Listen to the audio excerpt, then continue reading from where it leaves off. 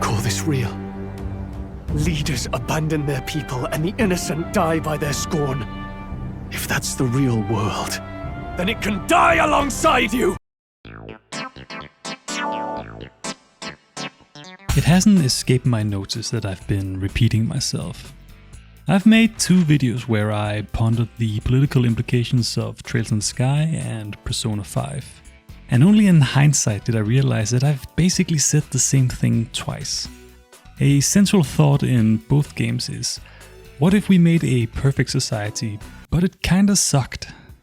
The narrative conclusion is that creating a system that solves everyone's problems will inevitably lead to a stifling of the individual. That overcoming troubles on your own terms is necessary for people to live fulfilling lives. Instead, the ideal society is not one that addresses societal issues, but one that secures the base conditions for individuals to be empowered enough to self-actualize. And the point of those videos were basically how I dislike that as a thematic message. But it also made me think more about why that is and why it keeps popping up in the games I play. This focus on the individual is not shocking, it's textbook liberalism.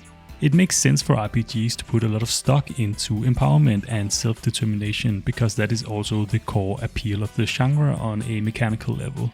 Classic liberalism makes a lot of sense if you're a serf and the prevailing thought is that your liege lord gets to say no if you want to improve your life conditions.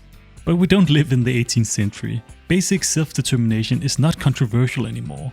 There's nothing wrong with a story about a group of plucky heroes who are fighting to overthrow the evil monarch, but it's not a particularly interesting theme by itself. One of the better RPG protagonists in recent memory is unironically Patricio from Octopath Traveler 2, because he has a clear vision for society. He wants to rid the world of the devil called poverty. His central conflict is not solely a personal one. He clashes with the antagonist in his story because they disagree on how the rising prosperity of technological advancements should be distributed. What sets Patricio apart from other heroes is that if he succeeds, the world will be radically transformed for the better. So I think that's the fundamental question for any Save the World plot. What world is it you're saving? Because if it's the current, flawed one, then why are you even saving it? Metaphor ReFantazio is an Atlus fantasy RPG set in the United Kingdom of Uchronia, inhabited by 9 races called tropes. The kingdom is thrown into turmoil when young ambitious General Luis assassinates the king. With no heir in sight, Luis plans to crown himself as the next monarch. But before he can do so, the spirit of the king manifests in the sky to announce that his successor will by arcane means be chosen based on popular support. The protagonist is from a hidden tribe that has sheltered the crown prince since he fell victim to a curse cast by Luis and is believed to be dead. The party bands together to save the prince and stop Luis and thus joins the race for the throne. So right from the outset, Metaphor is a political story. What if we forcefully introduce democracy into a hereditary monarchy? It's an interesting premise. But what I find particularly interesting is how it uses the concept of utopia.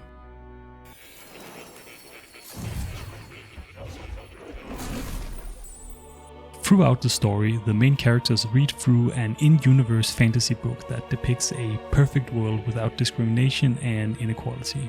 And this utopian society is our world. In Metaphor, it is the real world that is fictional. And at face value, this seems a bit silly. Why have this in the game? Well, in my opinion, it is actually an ingenious narrative device. The overt political themes in the story are heavy-handed. Like the depictions of racism in the game are almost cartoonish. It's not my job to be the arbiter of how racism should be portrayed in a game like this, but I think the heavy-handedness is kind of the point. You see a society where people are literally segregated into lesser tribes and abused by the privileged class. And you can look at these very obvious injustices and say, that's wrong, as you pat yourself on the back for the critical insight that racism, bad. But when the characters then read about the real world, how it's a society built on the principles of equal rights, they are in awe. They can't believe that such a perfect society is possible. It's fantasy. And at this point, most players probably think, hang on, our world is not perfect. While the description in the fantasy novel might formally be correct, societal ills like racism are insidious and multifaceted. Just because liberal democracies at one point decided that everyone should be treated like equals doesn't mean we succeeded with it. There are still an unfathomable amount of people who hold racist views consciously or otherwise. And not just people, institutional racism is still ingrained into large swaths of public governances and policies. The notion of "and then we ended racism" is naive. And that's why the simplicity of how racism is presented in the game works for me. When you see how people in Metaphor are treated, you might intuitively think, thank God we fixed that in the real world. And when you're then confronted with this idealized description of reality, you might in turn think, well, that's not completely right. It's this juxtaposition that works for me, because if our imperfect world seems unobtainable to the characters in Metaphor, what does that say about the ideas that we find unrealistic? Even if it sounds utopic to the fictional characters, we know that our society is completely within the realms of possibility. But we also know that it is not enough, that problems and societal issues still persist. We can imagine a world full of wonderful vistas and colorful imagery, but we can't truly imagine a world without racism. And I think the only conclusion to draw from this is that Metaphor invites us to dream bigger, to imagine impossible worlds. It reminds me of one of the famous slogans from the May 68 revolt. Be realistic, demand the impossible. May 68 was a lot of things for a wide collection of groups, but a core of it was this push against politics as an act of shifting power from one party to another and toward politics as a means for fundamental change. The student protests were in part a rejection of ideology, the then prominent dichotomy between capitalism and communism. The primary aim was to dissolve the framework of a society that had calcified since the end of the war. And this isn't something unique for the May 68 revolt. Any major political movement that wants to be successful needs to frame itself as a proponent of radical change. But I think what has made the May 68 revolt resonate with people to this day is that it wasn't just a cry for change for the sake of it. There were people who dreamed of an unthinkable world with different gender norms, another way to organize work, and a radical new way of doing politics. And this was not rooted in fantasy, but realism.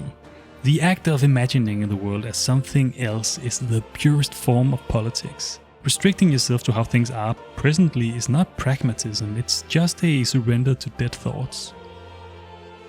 Be realistic, demand the impossible. Under the pavement, the beach. It is forbidden to forbid. So I think it's poignant when stories make our heroes and protagonists fight to save the world, but fail to imagine what the world looks like. What is the shape of Utopia? There's no right or wrong answer here for a story. You put something out there and it might provoke a response, which in turn might demand another response. And so the gears of the political consciousness churn. Pussyfooting around what your ideal society looks like is not just capitulation to the status quo, it makes for boring narratives. My biggest criticism of Metaphor's story is that your bid for kingship is not done earnestly. It's a ploy to kill Louise and save the prince. Even if you do run on the most radical platform in the race, it's hard to be excited about it because you are preoccupied with dealing with the big bad villain. The game has a great premise. It's Steel Ball Run crossed with SMT free. But it simply doesn't excite me to fight for the right to rule of the one true monarch. In the end, the substance of the tournament is just, well, a metaphor for politics.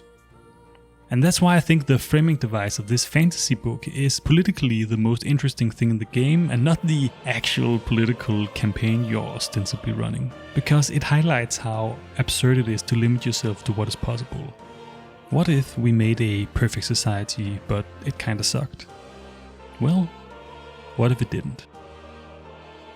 The explosion was of words and symbols, not dynamite and gunshots. What destruction occurred was of property, not life. The original aim was to transform social relations, not to replace the government elite.